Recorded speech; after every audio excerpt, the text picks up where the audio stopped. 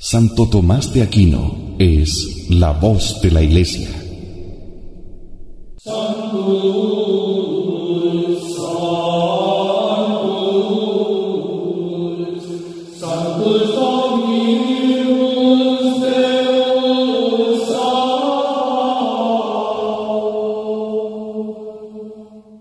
La Iglesia ha tenido en el Santo Doctor la fuente infalible de la verdad revelada. Su análisis certero, justo y piadoso de la doctrina de los Evangelios es una guía imprescindible si queremos ser católicos de verdad. Más aún en estos tiempos de tanta confusión. Santo Tomás de Aquino es la voz de la Iglesia. Adentrémonos en su divina sabiduría.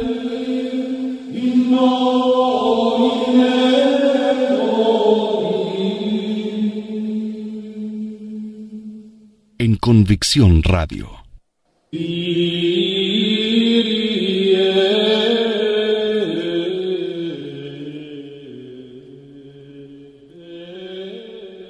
Es todo un honor estar nuevamente acá en Convicción Radio, realizando la exposición de la doctrina del Santo Doctor, de Santo Tomás de Aquino, quien es la voz de la Iglesia.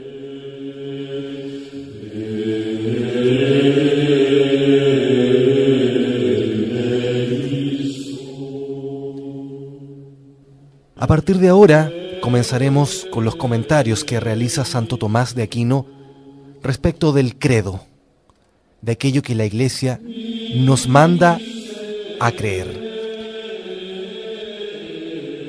En este sentido, Santo Tomás enseña que 3 conocimientos son necesarios al hombre para la salvación: el conocimiento de las verdades que debe creer, el conocimiento de los bienes que debe desear y el conocimiento de las obras que debe hacer. El primero de esos conocimientos se compendia justamente en el credo, el segundo en el Padre Nuestro, cuyo comentario realizaremos posteriormente terminemos los del credo, y el tercero, lo que se debe hacer, está en la ley divina, que se resume en los 10 mandamientos ya expuestos en este programa. Lo que se ha de creer, lo que se ha de desear y lo que se ha de hacer. He aquí los 3 conocimientos imprescindibles para todo cristiano y que corresponden perfectamente a las 3 virtudes teologales, a saber, la fe, que dice relación con lo que se debe creer, la esperanza, lo que se debe desear, y la caridad, que tiene relación con lo que se debe hacer. Este triple conocimiento constituye el núcleo de una verdadera catequesis católica.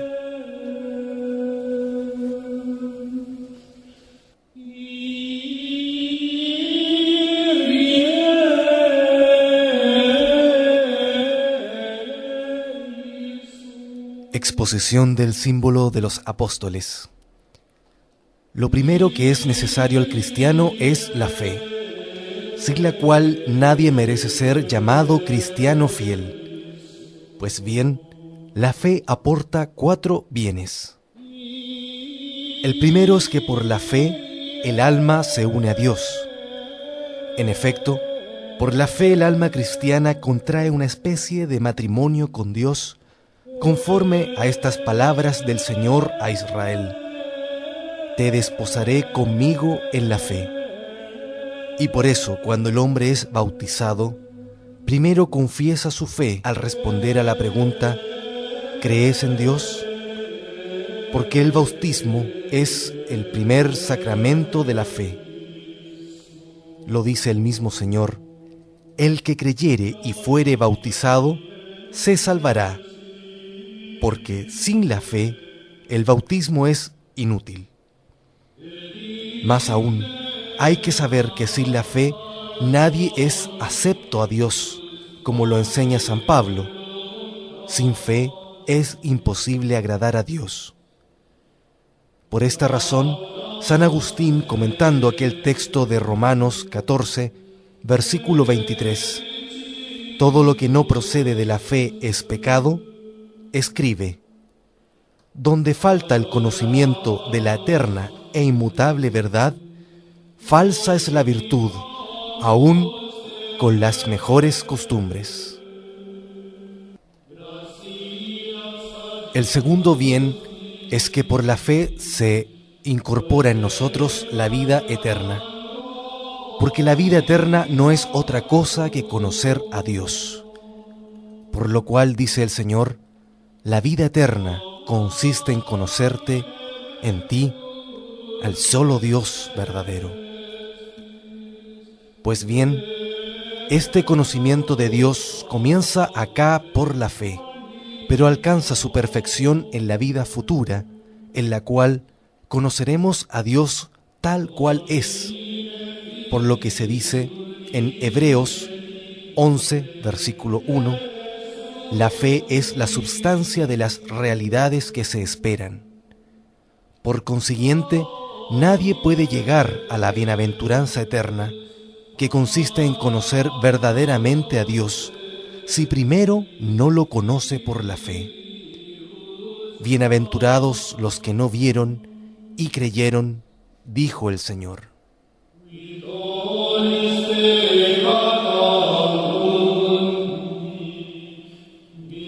El tercer bien es que la fe dirige la vida presente. En efecto, para que el hombre viva bien, es menester que sepa qué cosas son necesarias para llevar una vida virtuosa, y si tuviera que aprender por el estudio todas las cosas necesarias para bien vivir, el hombre no podría lograrlo, o solo lo lograría después de mucho tiempo. La fe, en cambio, enseña todo lo que hay que saber para vivir sabiamente. En efecto, ella nos enseña que existe un solo Dios, que recompensa a los buenos y castiga a los malos, que hay otra vida y otras cosas semejantes.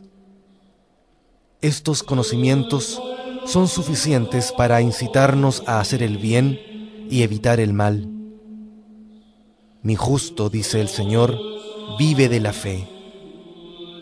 Es esto tan evidente que antes de la venida de Cristo, ninguno de los filósofos, a pesar de todos sus esfuerzos, pudo saber tanto acerca de Dios y de las verdades necesarias para la vida eterna, cuanto después de la venida de Cristo sabe cualquier viejita cristiana mediante la fe. Por eso, dice el profeta Isaías: colmada está la tierra con la ciencia del Señor.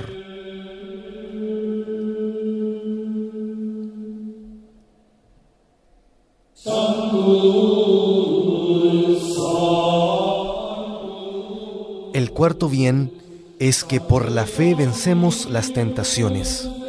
Como dice la epístola a los Hebreos, los santos por la fe vencieron reinos. Y esto es claro porque toda tentación viene o del diablo, o del mundo, o de la carne. Nos tienta ante todo el diablo para que no obedezcamos a Dios ni a Él nos sometamos. Y esto lo rechazamos por la fe, porque por la fe sabemos que Él es el Señor de todo y por lo tanto debe ser obedecido. Afirma San Pedro: vuestro adversario, el diablo, ronda buscando a quien devorar. Resistidle fuertes en la fe. El mundo, por su parte, nos tienta, ya seduciéndonos con lo próspero, ya atemorizándonos con lo adverso. También es aquí la fe la que nos permite superar esos asaltos, esa fe que nos hace creer en la realidad de una vida mejor que la vida presente. Por eso, gracias a la fe, menospreciamos las prosperidades de este mundo y no tememos sus adversidades. Como escribe San Juan, la victoria que vence al mundo es nuestra fe. Y la fe nos da igualmente la victoria, enseñándonos a creer que hay males mayores que los de este mundo, los males del infierno. La carne, en fin, nos tienta también, induciéndonos a los goces pasajeros de la vida presente. Pero la fe nos muestra que por esos goces, si a ellos nos adherimos indebidamente, perdemos los goces eternos. San Pablo nos exhorta: embrazad en todos los encuentros el escudo de la fe. Por todo lo que acabamos de decir, se ve claramente cuál es la utilidad de la fe.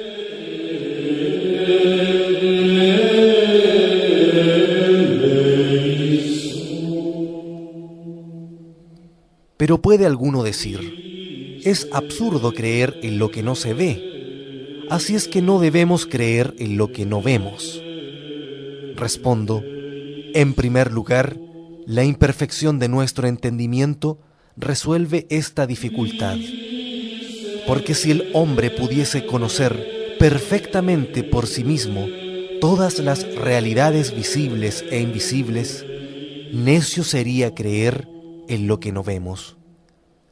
Pero nuestro conocimiento es tan débil que ningún filósofo pudo jamás investigar perfectamente la naturaleza de un solo insecto. En efecto, leemos que un filósofo vivió 30 años en la soledad para conocer la naturaleza de la abeja. Si pues nuestro entendimiento es tan débil, ¿no es acaso insensato no querer creer acerca de Dios, sino solo aquellas cosas que el hombre puede conocer por sí mismo? Por lo cual, sobre esto leemos en el libro de Job: He aquí el Dios grande, el que vence a nuestra ciencia. En segundo lugar, se puede responder así: pongamos el caso de un profesor que enseñara alguna verdad adquirida tras largo estudio a un hombre inculto y que éste negase dicha verdad simplemente porque no la comprende. Lo tendríamos por un gran necio. Pues bien, es un hecho que la inteligencia de los ángeles supera a la inteligencia del mejor filósofo. Mucho más que la inteligencia del mejor filósofo supera la inteligencia del hombre inculto.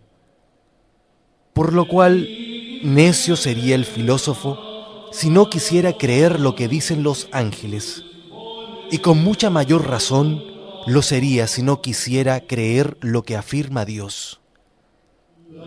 A este respecto se dice en la Escritura: te han enseñado muchas verdades que sobrepujan la inteligencia de los hombres. En tercer lugar, se puede responder que si el hombre no quisiera creer sino lo que conoce, ciertamente no podría vivir en este mundo, porque ¿cómo se podría vivir sin creerle a nadie? Ni siquiera creería que el hombre que es su padre fuese realmente su padre, por lo cual es necesario que el hombre le crea a alguien en lo que toca a aquellas realidades que él no puede conocer perfectamente por sí mismo. Pero a nadie hay que creerle como a Dios, de modo que aquellos que no creen las verdades de la fe, lejos de ser sabios, son necios y soberbios.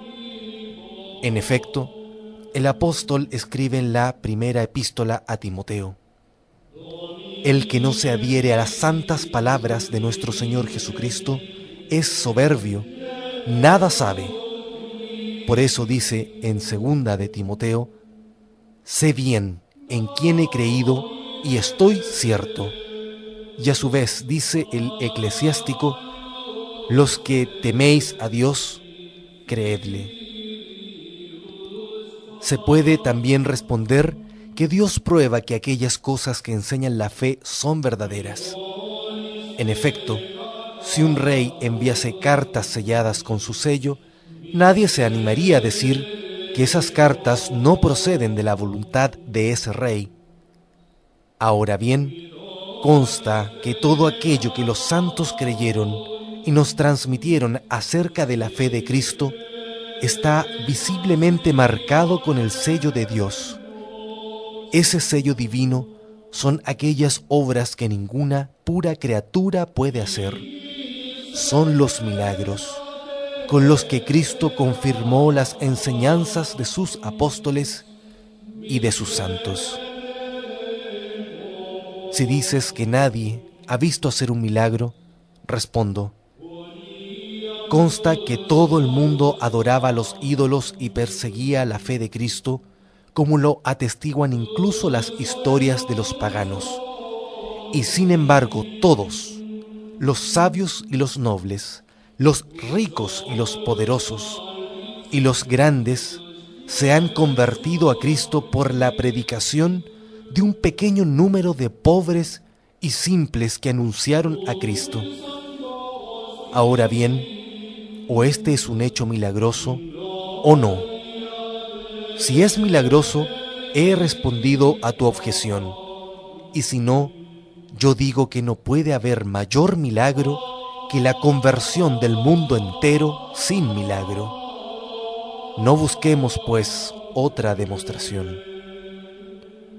Así es que nadie debe dudar de la fe, sino creer más en las verdades de la fe que en las cosas que ve, porque la vista del hombre puede engañarse.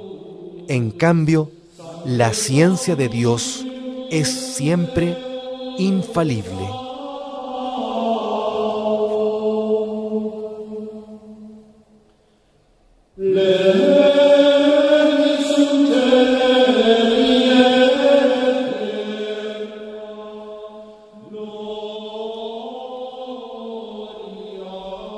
Oh Dios, que ilustras a tu Iglesia con la admirable erudición de tu santo confesor Tomás y la fecundas con sus santas obras, te rogamos nos concedas la gracia de entender lo que él enseñó y de imitar sus virtudes. Por Cristo nuestro Señor. Amén.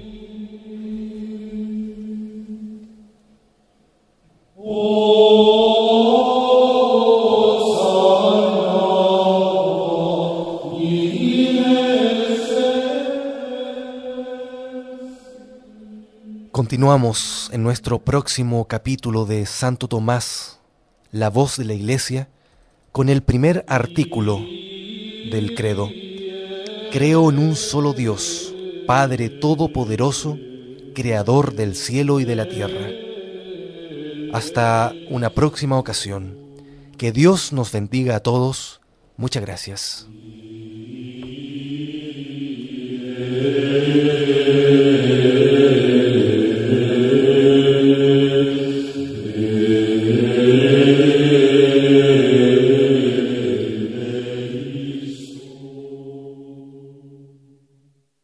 Santo Tomás de Aquino es la voz de la Iglesia.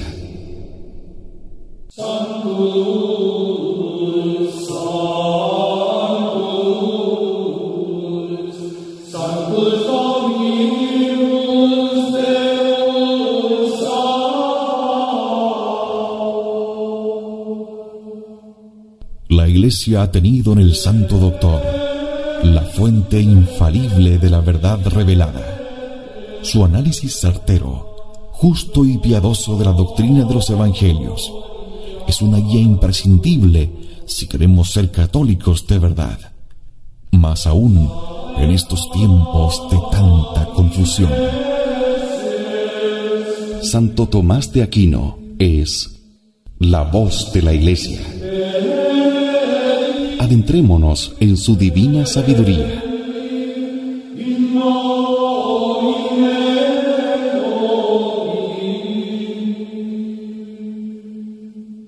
En Convicción Radio.